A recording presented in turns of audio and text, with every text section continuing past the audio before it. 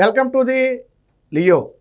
ఏదో మూలిగే నక్క మీద తాటిపండు పడ్డట్టు అసలే జగన్మోహన్ రెడ్డి పాపం రాష్ట్రంలో తలెత్తుకుని తిరగలేక బెంగళూరు ప్యాలెస్లో బతుకుతున్నాడు. దాదాపుగా జగన్మోహన్ రెడ్డి ఓడిపోయి 8 నెలలు అయితే ఎన్నికల ఫలితాలు వచ్చి కూటమి ప్రభుత్వం ఏర్పడి దాదాపుగా 8 నెలలు అయింది. ఈ 8 నెలల్లో తిప్పి కొడితే నెల రోజులు కూడా జగన్మోహన్ రెడ్డి ఇక్కడ తాడేపల్లిలో ఉండలేదు, అంటే ఆంధ్రాలో ఉండలేదు. కొన్ని రోజులు లండన్లో గడిపాడు, ఒక నెల రోజులు లండన్లో గడిపాడు, మిగతాదంతా కూడా బెంగళూరు ప్యాలెస్లో గడిపాడు. అయితే అలాంటి జగన్మోహన్ రెడ్డికి ఒక అతిపెద్ద ఎదురు దెబ్బ తగిలింది.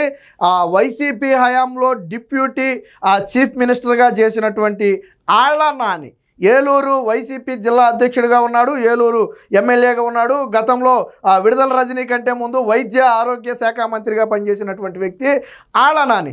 అలాంటి ఆళ్ల నాని ఇప్పుడు చంద్రబాబు గారి సమక్షంలో టీడీపీ గండువా కప్పుకుని పార్టీలో చేరటం జరిగింది. ఇది రకంగా ముఖ్యంగా ఉభయ గోదావరి జిల్లాలో, ముఖ్యంగా పశ్చిమ గోదావరి లేదా ఇప్పుడు ఏలూరు జిల్లాకు అతిపెద్ద షాకుగా చెప్పొచ్చు. ఎందుకంటే ఈ ఉభయ గోదావరి జిల్లాల్లో వైసీపీలో చెప్పుకోదగిన నేత ఒక్కరు కూడా లేరు. పైగా ఆళ్ల నాని మొదటి నుంచి కూడా కొంచెం రాజశేఖర్ రెడ్డి కుటుంబానికి అభిమానిగానే ఉన్నటువంటి వ్యక్తి, జగన్మోహన్ రెడ్డి పట్ల కూడా అత్యంత విధేయత ప్రదర్శించినటువంటి వ్యక్తి. కాబట్టి జగన్మోహన్ రెడ్డి మొదటి దఫాలో మొత్తంగా 3 సార్లు ఎమ్మెల్యేగా పోటీ చేసి గెలిచినట్టున్నాడు. అందుకనే మొన్న జగన్మోహన్ రెడ్డి మినిస్ట్రీ కూడా ఇచ్చాడు. వైద్య ఆరోగ్య శాఖ మినిస్టర్గా చేసింది అప్పట్లోనే, కరోనా సమయంలో మినిస్టర్గా ఉంది ఈయనే. సో అలాంటి ఆళ్ల నాని ఈరోజు దాదాపుగా 3 నెలల క్రితమే పార్టీ సభ్యత్వానికి కానివ్వండి, తన పదవులకు కానివ్వండి రాజీనామా చేస్తున్నట్టుగా ప్రకటించారు. సరే, అప్పుడైతే ఏ పార్టీలో చేరుతున్నానని కానీ రాజకీయాల్లో ఉండననే విషయాలు అయితే వాళ్ళు ఆ రోజు చెప్పలా, ఆళ్ల నాని చెప్పలా. కానీ నిన్న చంద్రబాబు గారి సమక్షంలో ఉన్నట్టుండి ఒక్కసారిగా కండువా కప్పుకుని పార్టీలో చేరటంతో వైసీపీ వర్గంలో మరొకసారి చర్చ మొదలైంది. ముఖ్యంగా ఇది ఉమ్మడి పశ్చిమ గోదావరి జిల్లాలలో నిజంగానే వైసీపీకి కోలుకోలేని దెబ్బ. మొన్న ఎన్నికల్లో దాదాపుగా తుడిచిపెట్టుకుపోయింది. సరే, ఉమ్మడి పశ్చిమ గోదావరి అంటే రాష్ట్రం మొత్తం తుడిచిపెట్టుకుపోయింది అనుకోండి. ముఖ్యంగా ఉభయ గోదావరి జిల్లాలో 2019 ఎన్నికల్లో మెజారిటీ సీట్లు కైవసం చేసుకుంది. దాదాపు 85 to 90% సీట్లను ఉమ్మడి ఉభయ గోదావరి జిల్లాలో కైవసం చేసుకుంది. మీకు రాజకీయాల్లో ఒక నానుడు ఉంది, ఏంటంటే ఉభయ గోదావరి జిల్లాలు అంటే ఉమ్మడి పశ్చిమ గోదావరి, ఉమ్మడి తూర్పు గోదావరి జిల్లాలలో ఏ పార్టీ అయితే అత్యధిక సీట్లు సాధిస్తుందో ఆ పార్టీ అధికారంలో ఉంటుంది. ఇది రామారావు గారి టైం నుంచి కూడా వస్తున్నటువంటిదే. 2014లో తెలుగుదేశం పార్టీ ఈ 2 చోట్ల కూడా మెజారిటీ సీట్లు సాధించింది. ఉమ్మడి పశ్చిమ గోదావరి జిల్లాలో దాదాపు 15 సీట్లు ఉంటే 15 సీట్లు కూడా అప్పుడు తెలుగుదేశం పార్టీ గెలిచింది. వైసీపీ ఖాతా కూడా తెలవాలి 2014లో. తర్వాత 2019కి వచ్చేటప్పటికి 13 సీట్లు వైసీపీ గెలిచినట్టుంది 15కి. అంటే ఎవరు మెజారిటీ సీట్లు గెలిస్తే వాళ్ళే అధికారంలోకి వస్తున్నారు. ఆ నానుడి మళ్ళీ మొన్న కూడా నిజమైంది. జగన్మోహన్ రెడ్డి ఖాతా కూడా తెరవకుండా పోయాడు. ఇప్పుడు కూటమి అధికారంలో ఉంది. అలాంటి జిల్లాల్లో జగన్మోహన్ రెడ్డికి వైసీపీ నుంచి చెప్పుకోదగిన నేత లేడు. కొద్దిగా గొప్ప చెప్పుకుంటే ఆళ్ల నానియే కొద్దిగా సీనియర్ నేత, లేదా జగన్మోహన్ రెడ్డికి నమ్మకస్తులుగా ఉన్నటువంటి వ్యక్తి.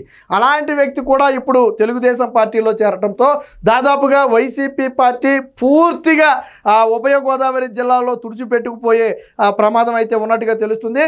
మరి ఎందుకు ఆయన బయటికి వెళ్ళిపోయాడు అనేది ఇప్పటి వరకు సాధారణంగా ఆళ్ల నాని ఏంటంటే పెద్దగా విమర్శల జోలికి వెళ్ళడం. ఆయన మంత్రిగా ఉన్నప్పుడు కూడా ఎప్పుడు పెద్దగా చంద్రబాబు గారి మీద ఏ రోజు విమర్శలు చేసిన దాఖలలో కావాలంటే మీరు వీడియోలు ఎత్తకండి, ఏం దొరకవయ్యి.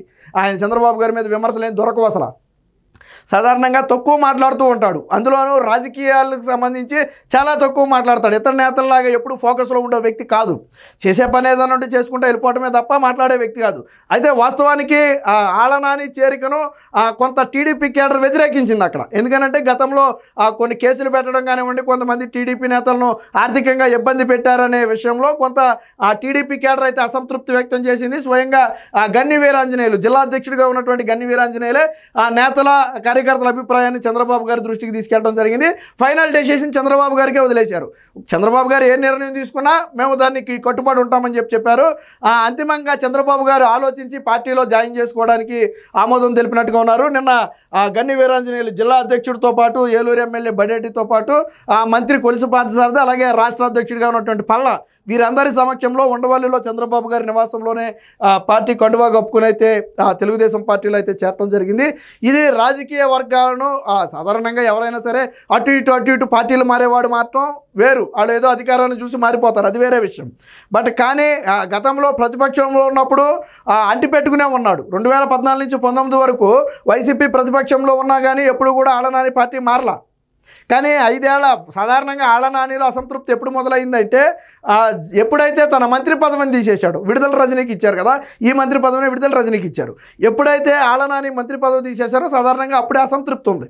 అప్పటి నుంచే పార్టీతో కొద్దిగా అంటీ ఉంటున్నట్టుగా ఉన్నాడు. వాస్తవానికి అసలు మన టికెట్ వస్తుందా రాదా అన్న సందిగ్ధంలోకి వెళ్ళిపోయినటువంటి పరిస్థితి వైసీపీ తరపు నుంచి.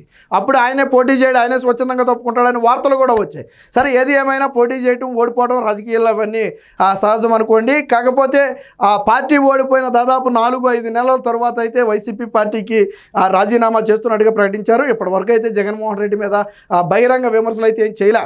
ఎందుకు పార్టీ మారాల్సి వచ్చింది, ఆ పార్టీలో ఆళ్ల నాని ఎదుర్కొన్నటువంటి కష్టాలేంటి నష్టాలేంటి అనే విషయాలకు సంబంధించి ఇప్పటివరకు మాట్లాడలేదు. అయితే ఆళ్ల నానితో పాటు కొంత వైసీపీ క్యాడర్ కూడా తెలుగుదేశం పార్టీలోకి వచ్చినట్టుగా తెలుస్తుంది. నిన్న మాత్రం కేవలం ఆళ్ల నానితో పాటు 2-3 మాత్రమే పార్టీ కండువాలు గొప్పుకోవటం, చంద్రబాబు గారి సమక్షంలో అయితే పార్టీ కండువా గొప్పుకోవడం జరిగింది.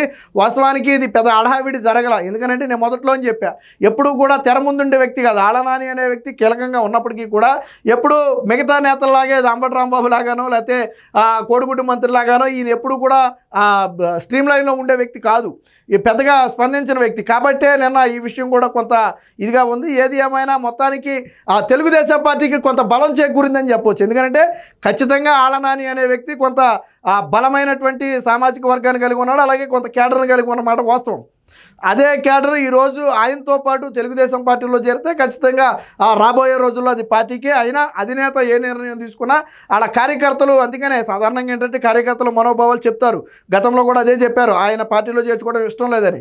బట్ పార్టీ నిర్ణయాన్ని కార్యకర్తలు కానివ్వండి, నాయకులు కానివ్వండి గౌరవిస్తారు. ఆ తెలుగుదేశం పార్టీలో ఉన్న గొప్పతనం ఏంటంటే క్యాడర్ చెప్పాలనుకున్నది చెప్పేస్తుంది, బట్ అంతిమంగా అధిష్టానం తీసుకున్న నిర్ణయానికి కట్టుబడి ఉంటుంది. సో ఆ గొప్పతనం అనేది ఆ తెలుగుదేశం పార్టీ క్యాడర్లో అయితే ఉంది.